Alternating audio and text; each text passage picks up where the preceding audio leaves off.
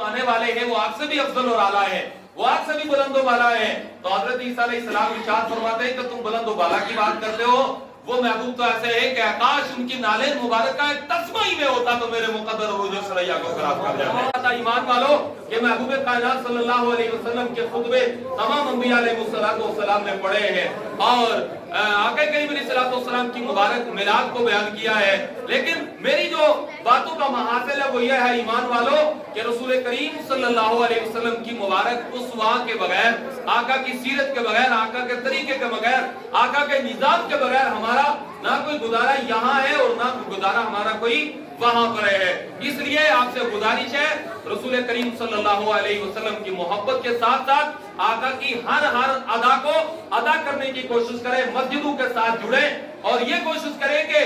रबीउन नूर के अंदर तो हमने मिलाद मनाना ही है ना, लेकिन सबसे बड़ी मिलाद की जो दौलत और पैगाम और जो मैसेज है वो ये है ईमान वालों के हमारी नमाज़ें कज़ा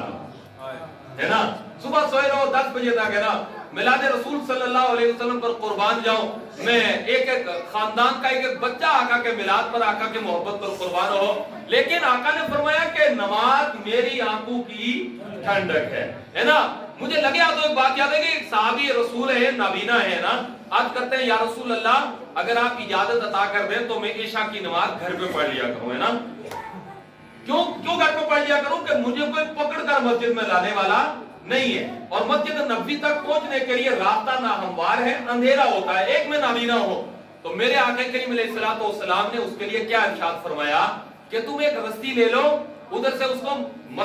मस्जिद के दरवाजे के साथ बांधो, उधर से अपने घर के दरवाजे के साथ बांधो और तुम उसको पकड़ करके मस्जिद में नमाज जमात के साथ पढ़ने के लिए आ जाया करो। अब ईमान वालों आप दिल पर हाथ रख करके बताओ, कोई उजरे शरई भी ना हो, कोई नाबीना भी ना हो, लूला लंगड़ा भी ना हो, पोलियो भी ना हो, कोई रुकावट भी ना हो, रास्ते में कोई शेर या रास्ते में कोई दरिया या कोई जंगल या कोई बियाबानी या कोई जान का खतरा भी ना हो, उसके बावजूद हम घर पे बैठे रहे नमाज जमात के साथ पढ़ने के लिए ना आए, फिर हम आका करीम अलैहिस्सलाम के कैसे दीवाने हैं। मैं आपसे गुजारिश करूंगा कि मस्जिदों को आबाद करो और मिलाद रसूल की बरकतें ये है जब तुम सही मानों में नमाजी बन जाओगे, सही मानों में कारी कुरान बन जाओगे, सही मानों में आका करीम अलैहिस्सलाम के दीवाने बन जाओगे। इंशाअल्लाह मैं दावा करके जा रहा हूं, खुदा मोहब्बत रसूल के सदके में, मेरा परवरदिगार मिलाद हबीब के सदके में अल्लाह ताला आपकी रोजियों में भी बरकतें अता करेगा, सेहत और तंदुरुस्ती भी बरकतें अता करेगा। मेरा खुदा आपके घरों में अमन और चैन और सुकून अता फरमाकर